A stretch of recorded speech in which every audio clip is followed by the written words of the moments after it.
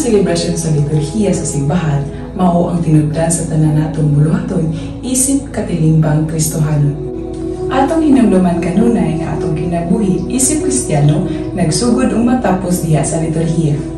Busa, tungod sa kaimportante sa liturhiya, kami ng mga membro sa Formators Team sa Liturgical Ushers o Usherites o Altar Servers sa parokya ni San Jose nga mamumuo sa Bunawan, naningkamot nga matudloan pag-ayo ang mga Liturgical Ushers o Usherites o Altar Servers sa insaktong pamaagi sa pag-serve sa liturhikanong selebrasyon sa misa o sa kasaulugan sa pulong.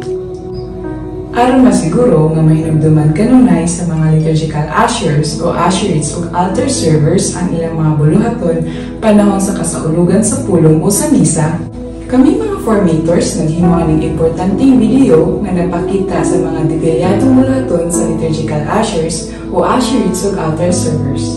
May God bless us all.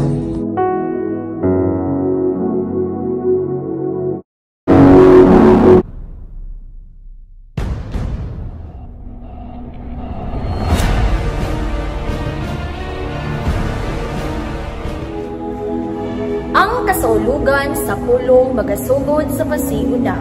Ang tanang altar servers, lectors, liturgical ushers ug usherites ug ang alagad ni linya sa puntahan sa kapilya. Alang sa pasiuna, ang pagkasunod-sunod mao kini. Usa ka altar server mugunit sa crucifix ug mutindog sa tunga. Likod sa nagdala sa cross kay ang nagunit sa duha ka kandila. Likod sa nagdala sa kandila, mao ang nagunit sa duha ka bell, nga naa sa isig ka kilid sa bangko. Kung musubra ang altar servers, kini mahimong main servers o muplastar sa isig ka kilid sa bangko, likod sa nagbitbit sa bell. Likod sa altar servers, muplastar ang mga lector. Paghuman sa lector, musunod ang mga liturgical ushers o usherites. Sa kinatapusan nga linya, mao ang mga alagad. Paghuman sa pagbasa sa pasiuna, muingon ang commentator og palihog sa pagpanindog. Palihog sa pagpanindog. Sa kini nga higayon, ang duha ka altar servers nga nagunit sa bell magpatingog. Pag mukanta na ang mga choir, ang bell bearers muundang na sa pagbell. O maghinay-hinay na sa paglakaw ang mga servers padulong sa altar. O gimintinar ang kalayon sa matag usa.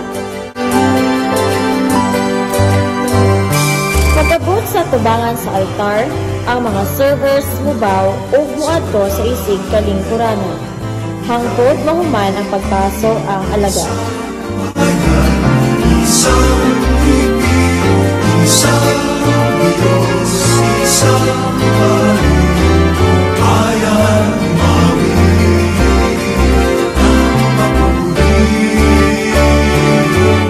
Humani ini, musunod ang pagtahod sa altar o veneration of the altar nga ang alagad mubaw sa altar.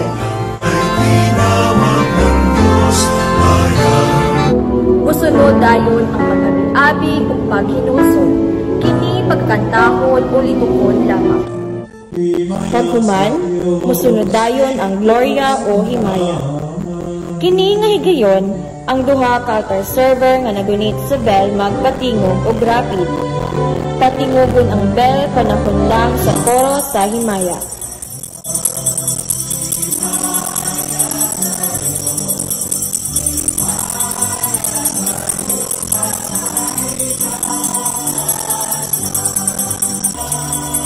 Paghuman sa himaya, musunod ang opening prayer na pag-aampoon sa alagad. Paghuman sa opening prayer, musunod dayon ang liturhiya sa mga pulong o liturgy of the word. Panahon sa liturgy of the word, pagabasahon ng first reading, ang salmo nga basahon o kanahon o ang second reading. Samtang ibasa pa ang second reading, ang candle bearers magtandamdaan para sa pagganta sa Alleluia.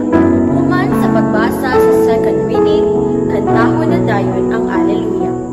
Kini nga higayon, ang altar servers maghinay-hinay na pag-adto sa tubangan sa altar ug magdungan sa pagbaw. Unya, Hulaton ng alagad nga mukuha sa ebanghelaryo. Sabayan dayon ng alagad sa paglakaw padulong sa lectern. Kung muabot na sa lectern, mag-atubangay ang duha ka candle bearer atubangan sa lectern o magpabiling magtindog sa nahimutangan. Hangtod naman pagbasa sa alagad ang ebanghelyo. Apat kanto maghalad siya kinabuhi alang kanako ug sa may balita dili mawad-an niini. Igsoon ang ebanghelyo sa atong Ginoo. Pagmuman pagbasa ang ebanghelyo, muadto dayon ang candle bearers sa tubangan sa altar o mubaw. Human makabaw, mubalik na dayon sa ilang tagsa-tagsa kalingkuranan. Musunod dayon ang pagpaambit sa pulong nga himuon sa alagad. Paghuman sa pagpaambit, musunod dayon ang krido. Human sa krido, musunod dayon ang katimbanong pag-ampo. Sa ikatulo nga bahin sa katimbanong pag-ampo, ang main servers musaka na sa altar aron sa paghatod sa corporal o pag-andam sa paghugas sa kamot sa alagad. Andamon ang hugasanan or basin, pitcher nga naisulod nga tubig o ang finger towel. Ang usa ka altar server maoy magunit sa finger towel, ang usa maoy magunit sa pitcher o basin. Unya, hugasan ang kamot sa alagad.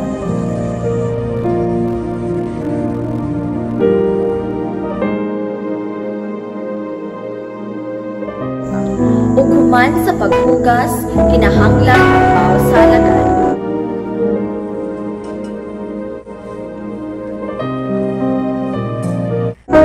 Paghuman, ibalik dayon ang mga gamit sa curtains table o magbaw sa altar, balik dayon sa lingkuranan. Samtang nag-andam ang alagad sa pagkuha sa Blessed Sacrament gikan sa tabernacle, ang nagbitbit sa candle o bell, maghinay-hinay o paso at ubangan sa altar o magbaw. Paghuman o baw, mudiretso dayon sa pagluhod. Samtang nagstorya ang alagad, kinahanglan maminaw o bantayan ng iyang lihok. Kung ibayaw o ipataas na sa alagad ang siboryom nga naisulod nga Blessed Sacrament, ang duha ka bell mubagting pinaagi sa rapid.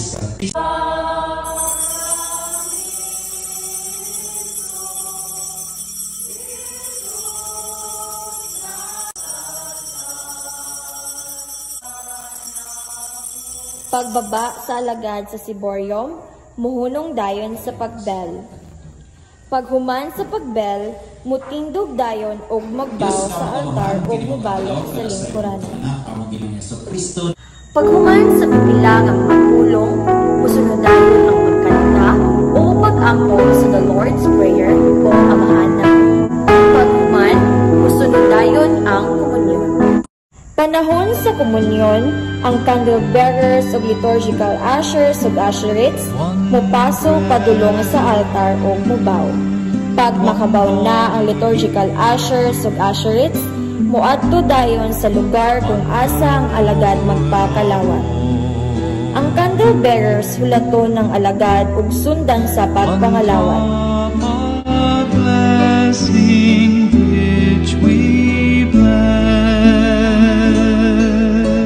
Ang mga liturgical ushers o usherettes, i-assist ang mga manimbahay sa pagpangalawat. Samtang gapangalawat, ang nabilin nga mga altar servers mag-andam alang sa paghugas sa mga alagad human sila magpakalawat.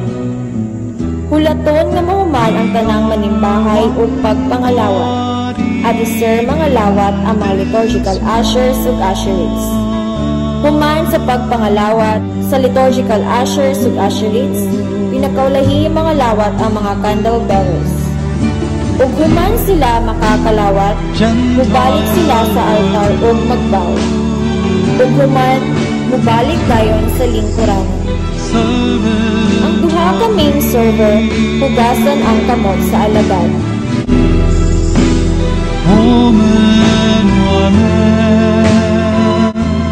O kuhaon sa main server ang corporal o magbaw.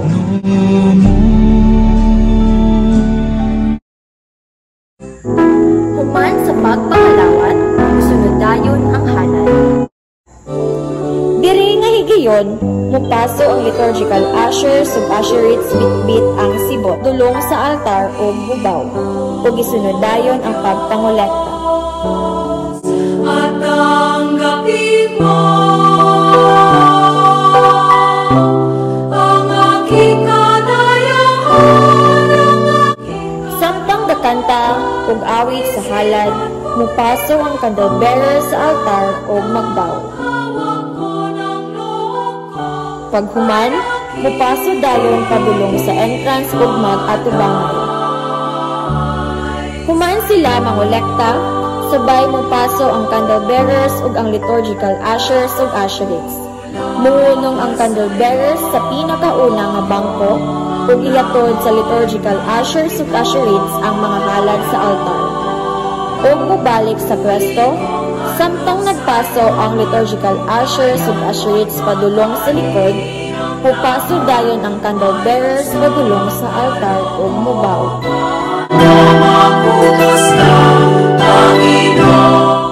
Human sa halal ug mga pahibalo, mutindog dayon ang mga servers ug mag-andam alang sa katapusang panalangin o final blessing. Kung unsa man ang gigunita nga seryales sa pagsugod, maupod ang dadon sa katapusan. Maglinya mga altar servers para sa pagpasok. Maguna ang cross-bearer, musunod ang candlebearers ug ulahi ang main service. Dalhon, puy-an o isangyaw ang kaayo, gugma o kalinaw sa atong Ginoong Jesucristo. Paghuman sa pagpanguros, hulaton sa altar servers nga mokanta ang choir, adisir mapaso sa tunga.